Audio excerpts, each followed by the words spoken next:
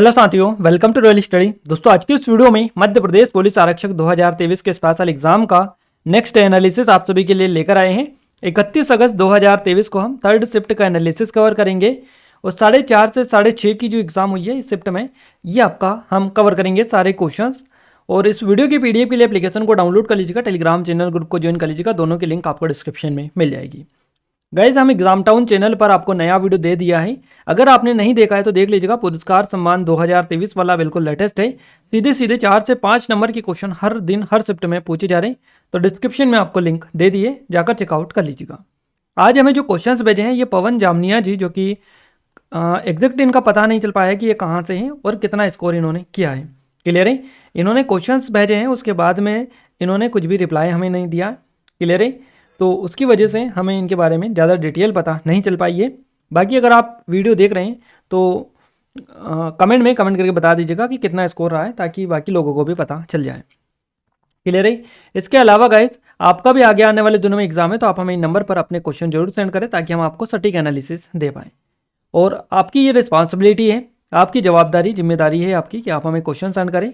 Otherwise आपको analysis video नहीं मिल पाएंगे। क्यों नहीं मिल पाएंगे? कुछ उसका रीज़न है, हमारे पास क्वेश्चंस नहीं आएंगे तो हम वीडियो आपको नहीं दे पाएंगे, सीधा सा जवाब आपका रहेगा। क्लियर है? तो आप जब भी आपकी एग्जाम हो, आप हमें क्वेश्चन सेंड करें, हम आपको वीडियो देने के लिए तैयार हैं। क्लियर है? अदरवाइज आप वीडियो आपको जो है कम क्वेश्चंस मिलेंगे, तो फिर वीडियो आपको नहीं मिल पाएगा। देखिए, आइए स्टार्ट करते हैं हम हमारी आज की इस वीडियो को।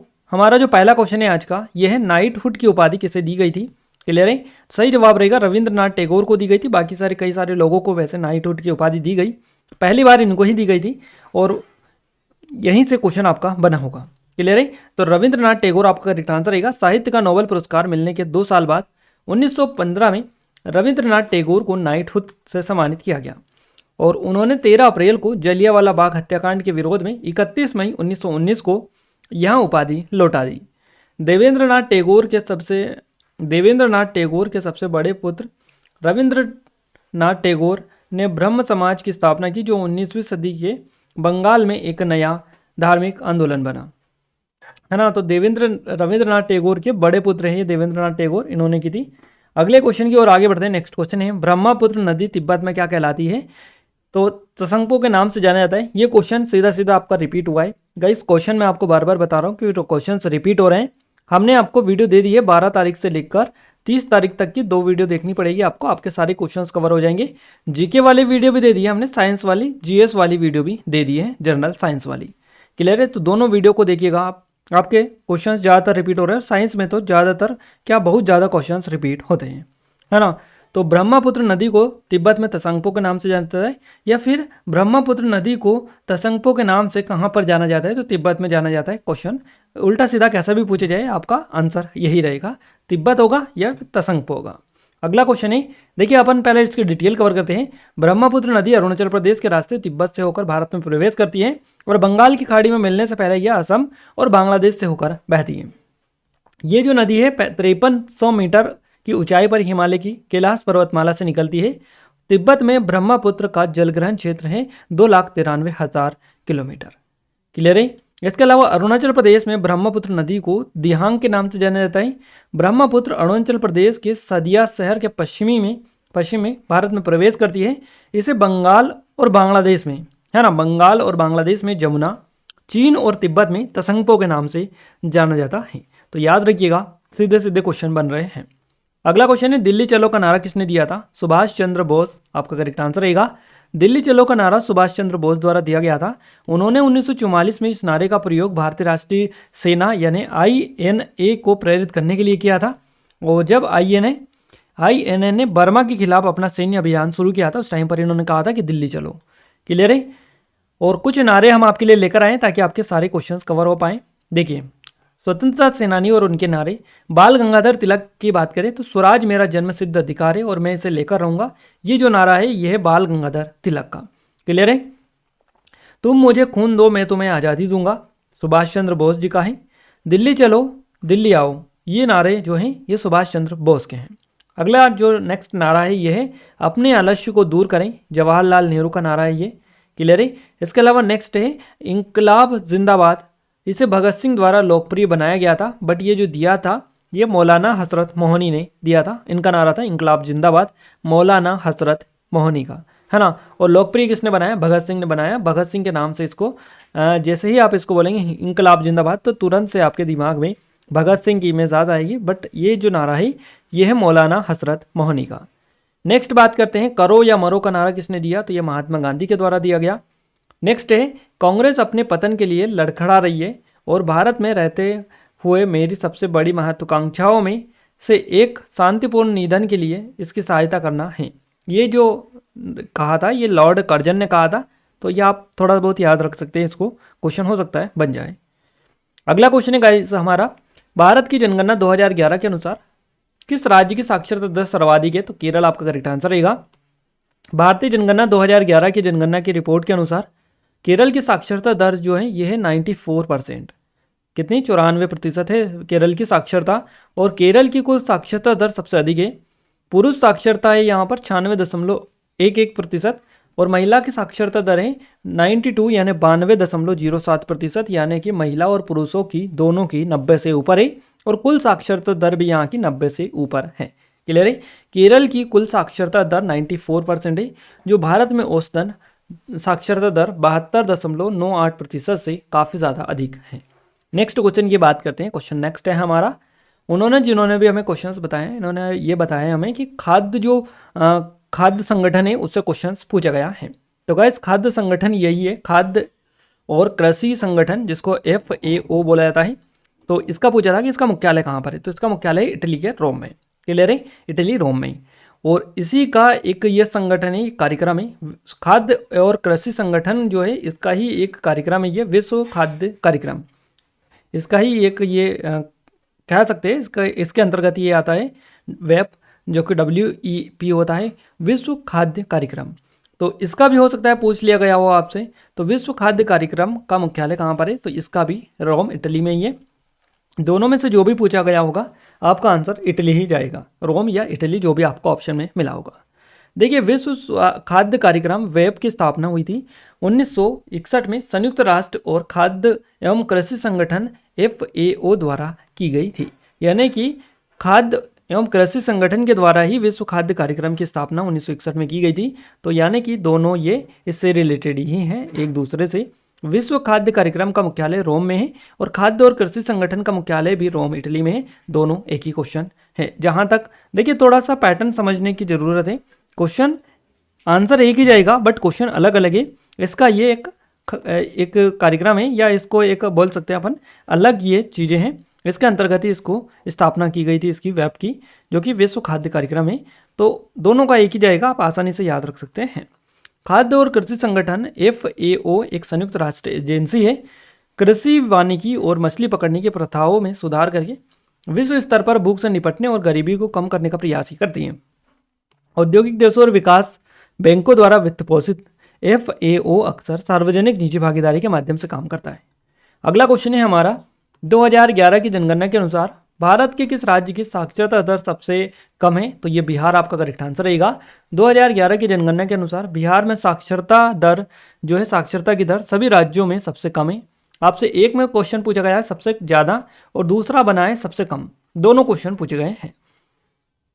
सबसे कम बिहार हो जाएगा, यहाँ की 61.8% है साक्षरता दर। और बिहार में न्यूनतम पुरुष और महिला साक्षरता दर क्रमशः 71.2% है और महिलाओं की है 51.5%, जबकि केरल में उच्चतम दर है 96.1% और 92.1%। क्लियर है? और बिहार में निम्न जो साक्षरता दर है, इसका कारण क्या है? तो बिहार के खराब शैक्षणिक बुनियादी ढांचे के कारण आपूर्ति और मांग के बीच एक व्यापक अंतर देखने को मिलता है, यही इसका मेन रीजन है। अगला क्वेश्चन है हमारा, चीन की राजधानी कहाँ है? तो बीजिंग चीन की राजधानी है, बीजिंग। पूर्व से पश्चिम तक 3100 मील यानी 5000 किलोमीटर और उत्तर से दक्षिण तक 5500 किलोमीटर तक ये फैला हुआ है। चीन व्यापक रूप से भिन्न परिदृश्य वाला एक बड़ा देश है। इसके क्षेत्र में पहाड़, ऊंचे पठार, रेतीले रेगिस्तान और घने जंगल शामिल है। चीन के भूमि क्षेत्र का 1/3 जो भाग है पहाड़ों से बना हुआ है। पृथ्वी का सबसे ऊंचा पर्वत माउंट एवरेस्ट चीन और नेपाल के बीच की सीमा पर स्थित है। चीन में हजारों नदियां हैं, यांगजी, पीली, हांगो जिसको बोला जाता है, हांगो नदियां सबसे महत्वपूर्ण है यहाँ की। 3,915 मील यानी कि 6300 किलोमीटर लंबी यांगची दुनिया की तीसरी सबसे लंबी नदी है या बड़ी नदी है। अगला क्वेश्चन है गाइज हमारा एशियाई विकास बैंक यानी एडीबी है ना, एशियन डेवलपमेंट बैंक, इसका मुख्यालय कहाँ पर है, ये क्वेश्चन पूछा गया है। मनीला फिलीपींस आपका करेक्ट आंसर रहेगा। एडीबी का मुख्यालय, एडीबी जो है इस क्षेत्र में अत्यधिक गरीबी को मिटाने के लिए अपने प्रयासों को बनाए रखने हेतु एक समृद्ध, समावेशी, लचीला और टिकाऊ एशिया और प्रशांत की कल्पना करता है। एशियाई विकास बैंक का मुख्यालय मनीला फिलीपींस में स्थित है। इसकी स्थापना हुई 1966 में 31 सदस्यों के साथ में। अगले क्वेश्चन की ओर आगे बढ़ते हैं।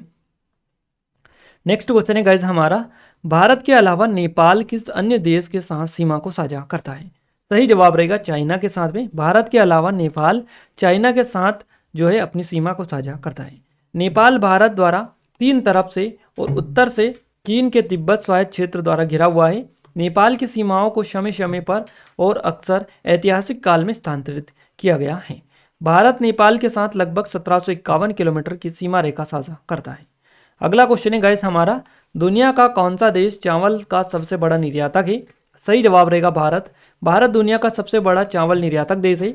इस फैसले के बाद भारत जितना चावल निर्यात करता है अब वो करीब आधा हो जाएगा, यानी दूसरे नंबर पर थाईलैंड अब आता है। अगला क्वेश्चन की बात करते हैं। नेक्स्ट क्वेश्चन है सफ़ेद शेर, ये शेर वाली स्पेलिंग सही कर लीजिएगा आप। क्लियर है गाइस।